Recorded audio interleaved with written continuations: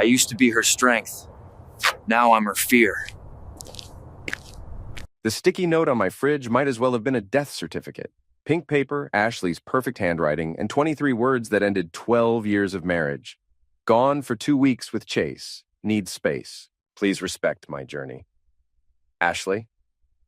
I stood there in my boxers and yesterday's work shirt, holding my morning coffee like it was the last normal thing in my world. Which, as it turned out, it was. My name's Jake Morrison, and I fix cars for a living. Not glamorous, but honest work. My hands are permanently stained with motor oil, my back aches from crawling under engines, and I smell like WWD-40 more often than cologne. Ashley used to say she loved that about me, the realness of it all. That was before she discovered yoga pants, green smoothies, and apparently personal trainers named Chase. The house felt different now, like a museum exhibit titled Failed Marriage American Suburb Edition. Everything was too clean, too staged. Ashley's vanilla candles still burned in the living room, their sickly sweet scent mixing with the ghost of her expensive perfume. The security cameras she'd insisted on installing last month suddenly made sense. She'd been planning this. I walked to the kitchen window and looked out at our manicured lawn. Mrs. Delaney from next door was already peeking through her blinds. In a town like Millfield, news traveled faster than gossip at a church potluck. By noon, everyone would know Ashley Morrison had left her mechanic husband for a younger man. The burner phone was hidden behind the coffee filters. Amateur hour, really. I almost laughed at how cliché it was. The cheating wife's secret device, like something out of a bad movie. But the messages inside were real enough. 3 months of explicit texts, selfies in my favorite flannel shirt, and hotel bookings that made my stomach turn. Chase Brennan, 28 years old, personal trainer at Elite Fitness, drives a leased Tesla, and apparently specializes in helping married women discover their inner goddess. His Instagram was a parade of shirtless gym selfies and motivational quotes about living your truth. The kind of guy who used literally in every sentence and thought protein powder was a food group. I scrolled through their conversations, each message a fresh knife twist. Ashley, my practical wife who used to mock social media influencers, was sending heart-eye emojis and planning weekend getaways. The woman who once said Chase looked like a Ken doll with daddy issues was now calling him her soulmate. My phone buzzed. A text from my business partner, Mike. Saw Ashley's car at the airport. Everything okay? I typed back, never better. She's on a journey of self-discovery. What kind of journey? The kind that ends with divorce papers. The house phone rang, Ashley's voice on the answering machine, breathless and panicked. Jake, I know you're there. Pick up. We need to talk about this like adults. I'm not the villain here. We both know this marriage has been dead for years. I just had the courage to do something about it. Courage. That's what she called abandoning your husband via Post-it note. I poured another coffee and sat at our kitchen table. The same table where we'd planned our future, discussed having kids, argued about money. Now it felt like evidence of my own stupidity. How long had she been planning this? How many of our friends knew? How many pitying looks had I missed? The garage was my sanctuary, always had been. I owned Morrison's Auto Repair on the edge of town, a place where things made sense. Engines had problems, you diagnosed them, you fixed them. No hidden meanings, no emotional manipulation, just honest work with predictable outcomes. Mike was waiting for me when I arrived, along with Tommy and Rick, my other mechanics. 3 guys who'd been with me for years, who understood that loyalty meant something. Boss, Mike said, not quite meeting my eyes. Heard about Ashley. News travels fast. Mrs. Patterson was in for an oil change this morning. Said she saw Ashley loading suitcases at 5 a.m. Of course she did. Mrs. Patterson probably had a police scanner and a direct line to the town newspaper. So what's the plan? Tommy asked. I looked at my guys, Mike with his beer gut and endless supply of bad jokes, Tommy who could diagnose any engine problem by sound alone, Rick who was putting 2 kids through college on a mechanic's salary. These were my people, not Ashley's wine and cheese crowd, who always made me feel like the hired help at my own dinner parties. The plan is we work, I said. Same as always. But even as I said it, I knew everything had changed. Ashley had made her choice, and now I had to make mine. The question was, did I want to be the victim in this story, or did I want to be something else entirely? By lunch, my phone had 17 missed calls from Ashley. I deleted them all without listening. The week-to-week rental above Frankie's boxing gym smelled like decades of sweat, broken dreams, and industrial disinfectant. The walls were thin enough that I could hear every grunt, every punch hitting the heavy bag, every motivational speech Frankie gave to kids who thought fighting was their ticket out of nowhere. It was perfect. Ashley had been back from her journey for 3 days, and the panic in her voice messages was escalating beautifully. Turns out Chase had been delayed at customs, something about irregularities in his passport. Amazing how a simple phone call to my buddy Derek, who worked border security, could create such inconvenient random inspections. I was nursing my morning coffee when Mrs. Delaney knocked on my door. She was holding a casserole dish and wearing the expression of someone who'd won the neighborhood gossip lottery. "Jake, honey, I brought you some tuna noodle casserole. Figured you might need some home cooking." Translation: I want details, and I'm bribing you with carbs. That's kind of you, Mrs. Delaney. Such a shame about Ashley. Though between you and me, I always thought she was too good for her britches. Remember when she complained about my wind chimes being too loud?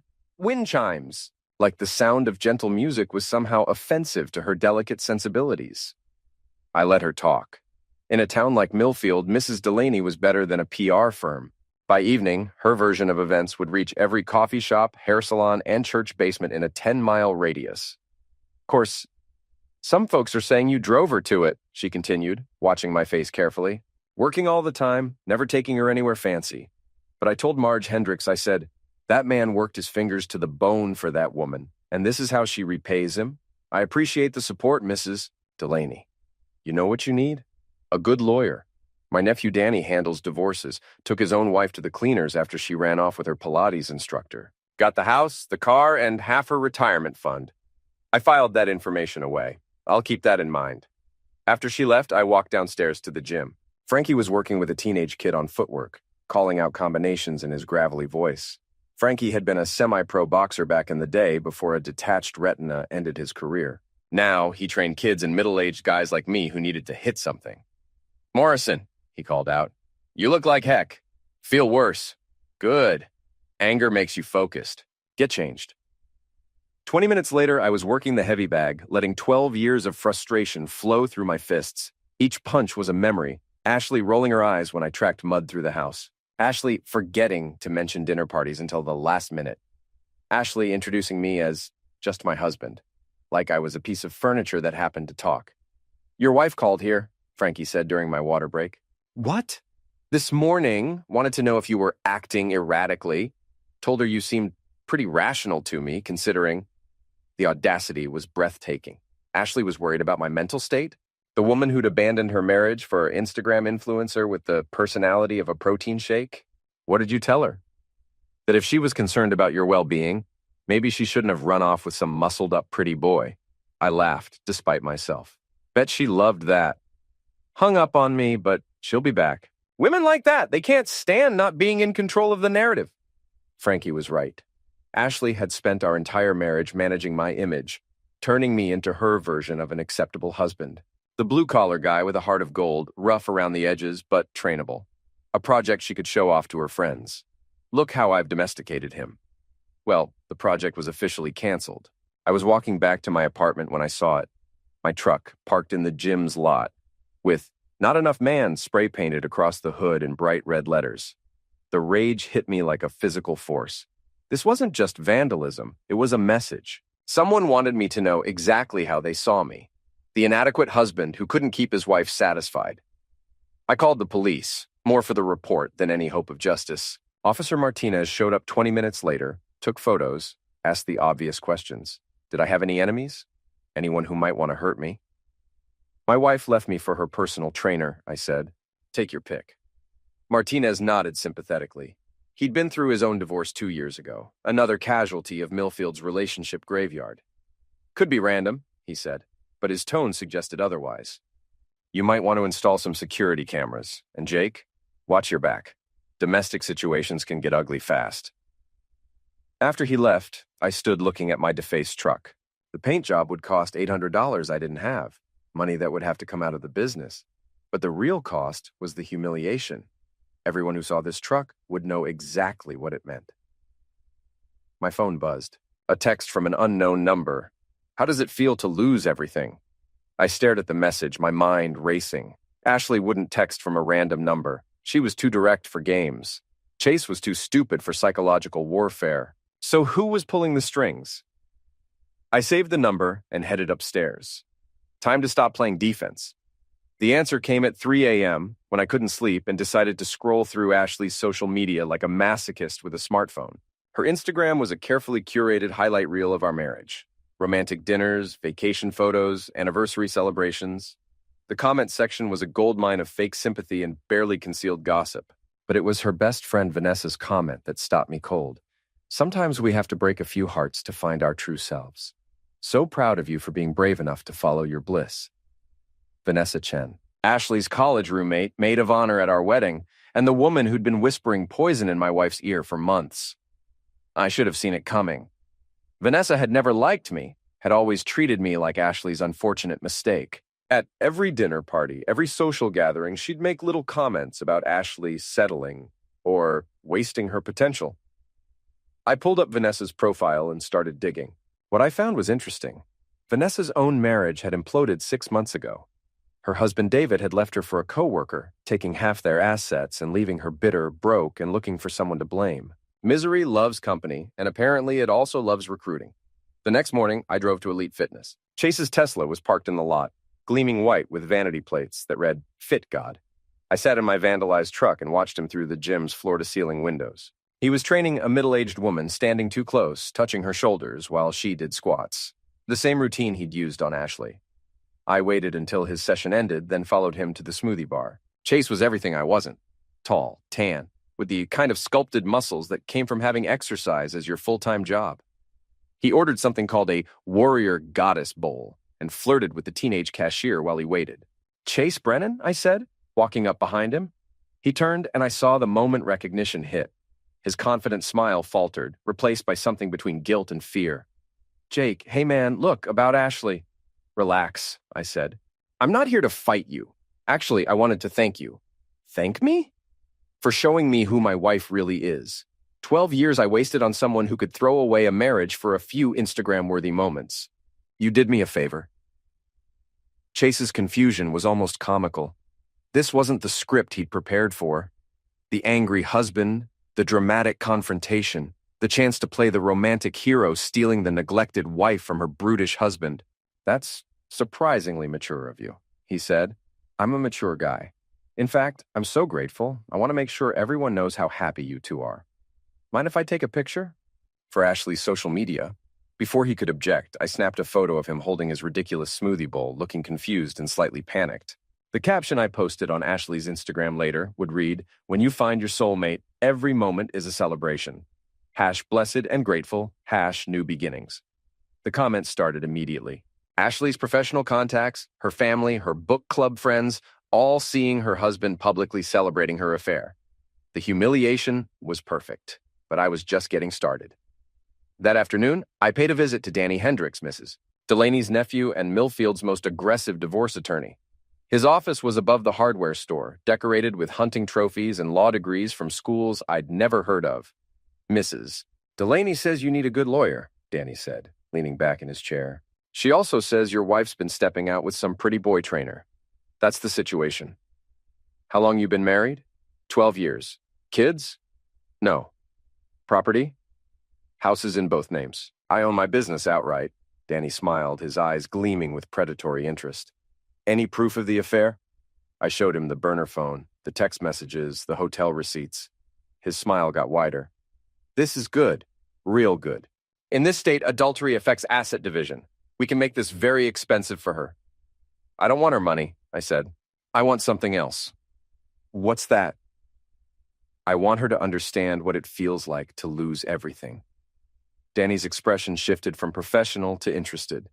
What did you have in mind? I told him about Vanessa, about the social media campaign, about my suspicions that this whole thing was orchestrated. Danny listened, taking notes, occasionally nodding. You know, he said when I finished, most guys in your situation just want to get it over with. Take their lumps, split the assets, move on. But you're thinking strategically. I'm a problem solver, always have been. Good, because I've got some ideas that might interest you. We talked for another hour, laying out a plan that was perfectly legal and absolutely devastating. By the time I left Danny's office, I felt something I hadn't experienced in months.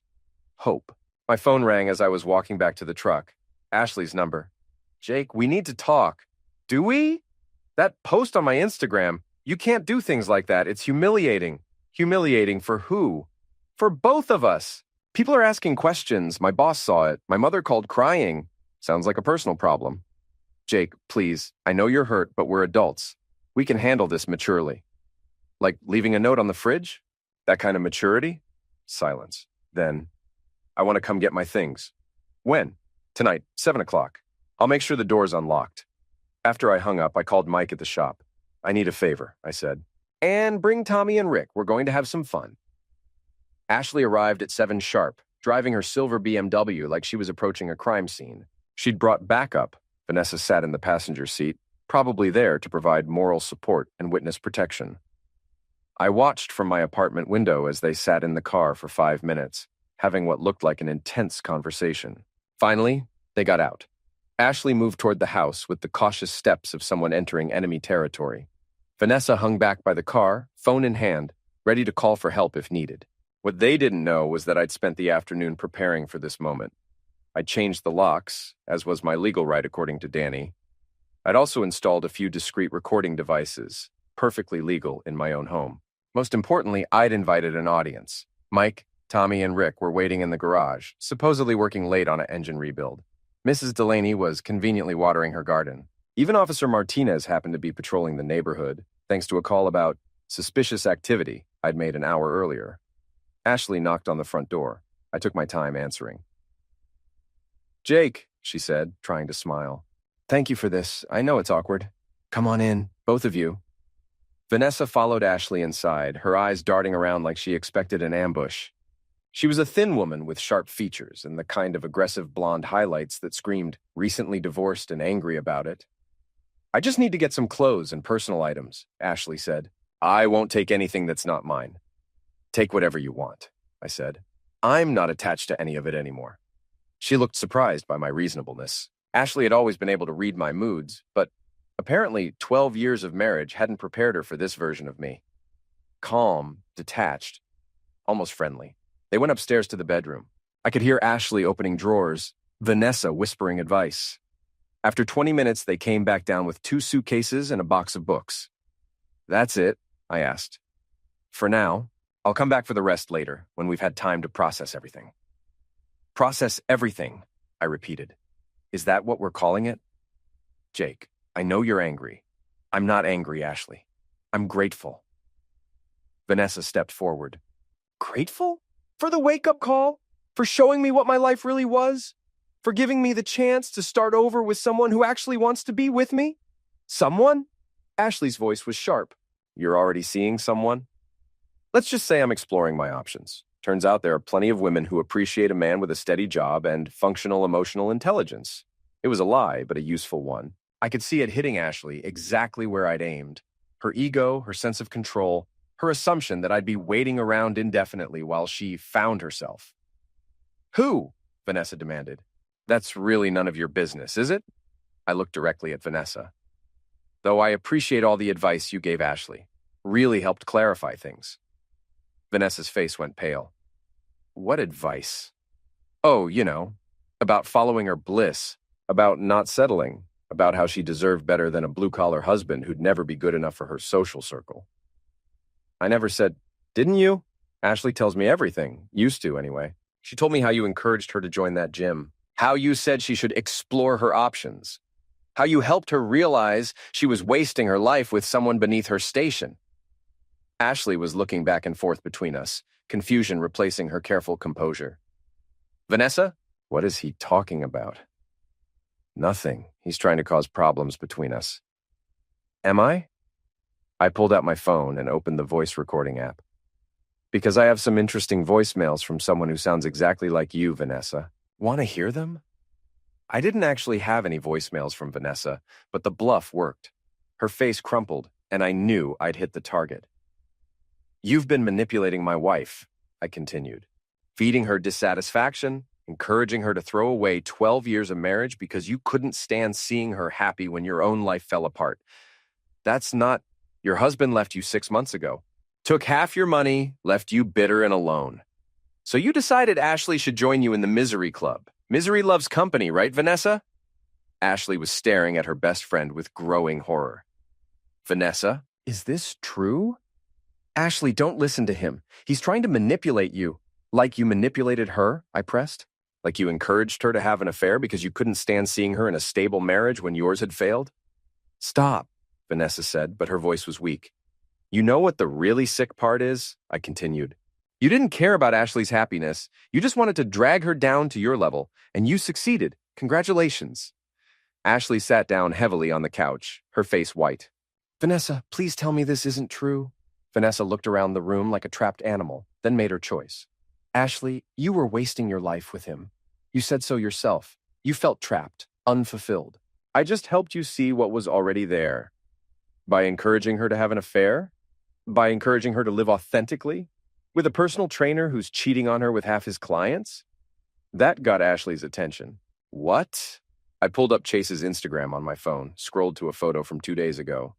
That's Chase with Miranda Peterson. Yesterday it was Sarah Williams. Today it's someone named Brittany. Your soulmate is running a rotation, Ashley. You're not his girlfriend. You're Tuesday and Thursday. Ashley grabbed my phone, scrolling through the photos. Her face went through a series of expressions. Denial, recognition, humiliation, rage. He told me I was special, she whispered.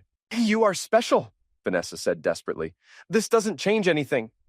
It changes everything, Ashley exploded. You ruined my marriage for this? For a man who's treating me like just another client? Your marriage was already over. No, it wasn't. It was work. It was routine, but it wasn't over. And now it is, because I listened to you. The fight that followed was everything I'd hoped for and more.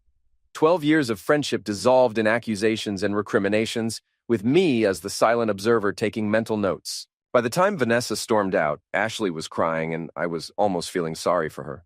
Almost. Jake, she said through her tears. I'm so sorry. I didn't know. You didn't want to know, I corrected. There's a difference. Can we fix this? Can we try again? I looked at my wife, really looked at her. She was beautiful, successful, intelligent. She was also selfish, easily manipulated, and had just proven she was willing to throw away everything we'd built together based on the advice of a bitter friend and the attention of a pretty boy with no substance. No, I said. We can't. Jake, please. The papers will be filed tomorrow. Danny Hendricks is representing me. You should get your own lawyer. You're really going to divorce me over this? Ashley, you divorced me the minute you walked out that door with Chase. I'm just making it official. After she left, I sat in my empty house and felt something I hadn't expected. Relief. The worst was over. Now came the fun part. The high school reunion was Ashley's idea of Heck Made Manifest, a gymnasium full of people she'd spent 20 years trying to impress, all gathered to judge each other's life choices. She'd been dreading it for months, which made it the perfect venue for my final act. It had been 6 weeks since our confrontation.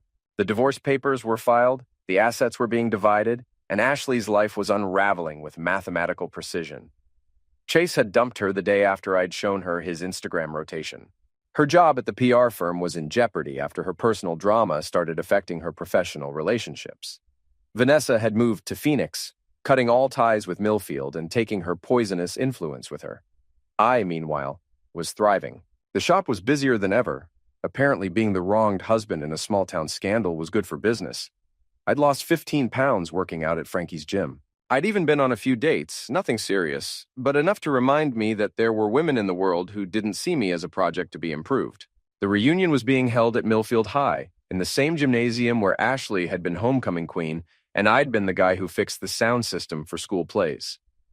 The irony wasn't lost on me. I arrived fashionably late, wearing a new suit that actually fit and feeling better than I had in years. The gym was decorated with balloons and streamers in the school colors, round tables scattered across the basketball court, a DJ playing hits from our graduation year. Ashley was already there, standing near the punch bowl with a forced smile and desperate eyes. She'd lost weight too, but not in a healthy way. Stress and heartbreak had carved hollows in her cheeks and put shadows under her eyes. She was wearing a red dress that probably cost more than my truck payment. Armor against the judgment she knew was coming. Jake? Karen Murphy, our class president, appeared at my elbow. You look fantastic. I heard about you and Ashley. I'm so sorry. Don't be, I said. Best thing that ever happened to me. Karen's eyes widened. This wasn't the response she'd expected from the wronged husband. Really? Really? Turns out there's life after marriage to the wrong person. Word spread quickly through the room. Jake Morrison wasn't broken, wasn't bitter, wasn't hiding at home licking his wounds.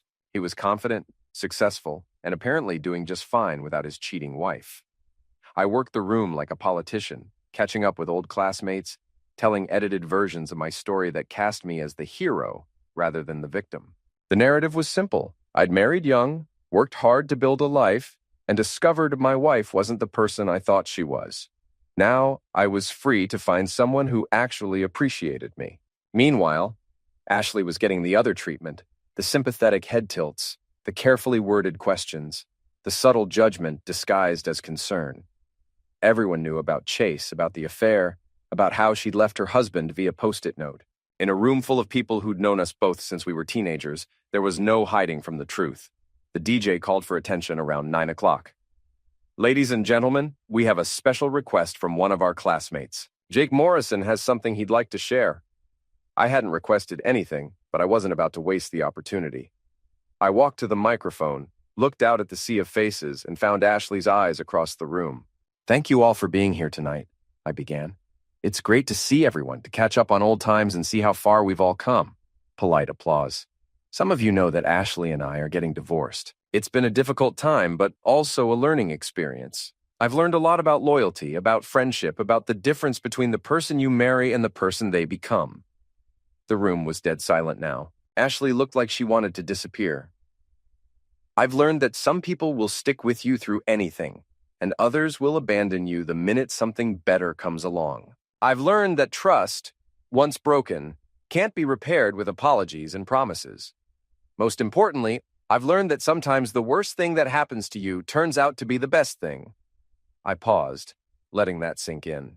Ashley leaving me for her personal trainer was devastating at first, but it also freed me from a marriage that had become a performance, a life that was more about appearances than happiness. It showed me who my real friends were, and it gave me the chance to start over with someone who actually wants to be with me. Murmurs rippled through the crowd. Ashley's face was white. So I want to thank Ashley, publicly, for having the courage to show me who she really is, for teaching me that sometimes you have to lose everything to realize you didn't have anything worth keeping in the first place. The silence was deafening. I handed the microphone back to the DJ and walked off the makeshift stage, leaving Ashley to deal with the aftermath. She found me in the parking lot 20 minutes later, tears streaming down her face. "How could you do that to me?" she demanded. "In front of everyone we know? Do what? Tell the truth? Humiliate me? You humiliated yourself, Ashley. I just refuse to pretend otherwise. I made a mistake. You made a choice. You chose Vanessa's advice over our marriage. You chose Chase over me. You chose to leave via post-it note instead of having an adult conversation. Those weren't mistakes. They were decisions. I was confused. You were selfish. There's a difference." She stood there crying, and for a moment I almost felt sorry for her. Almost. "You wanted a villain, Ashley. You needed me to be the inadequate husband, the man who wasn't enough, the obstacle standing between you and your authentic life. Congratulations, you got your wish. I'm exactly the villain you made me." I got in my truck and drove away, leaving her standing in the parking lot in her expensive red dress, finally understanding what she'd lost. The next morning, I got a call from Danny. Ashley had agreed to all our terms. No contest, no alimony, clean split of assets. She just wanted it over. 6 months later, I sold the house and bought a cabin on Miller's Lake. The shop was doing better than ever. I was in the best shape of my life, and I was dating a woman named Susan who laughed at my jokes and didn't see me as a fixer-upper project. Ashley moved to Chicago, started over with a new job and a new life. I heard she was seeing someone, an accountant this time, someone stable and boring and completely unlike Chase. Maybe she'd learned something after all. As for Vanessa, I never heard from her again. Phoenix was probably far enough away to start fresh, to find new friends to manipulate and new marriages to sabotage. I kept the burner phone as a reminder, not of what I'd lost, but of what I'd gained. Sometimes the worst betrayal is also the greatest gift, showing you exactly who you're dealing with before it's too late to do something about it. They say the best revenge is living well. They're wrong. The best revenge is becoming the person your enemies forced you to be, and discovering you like that person better than who you were before. I was no longer the accommodating husband, the man who made himself smaller to make others comfortable, the guy who fixed everyone else's problems while ignoring his own. I was something new, something harder, something that wouldn't be taken advantage of again. Ashley had wanted me to be the villain in her story of self-discovery and authentic living. Instead, I became the hero of my own story, the man who refused to be destroyed by betrayal and came out stronger on the other side. She'd created a monster, all right, just not the kind she'd expected.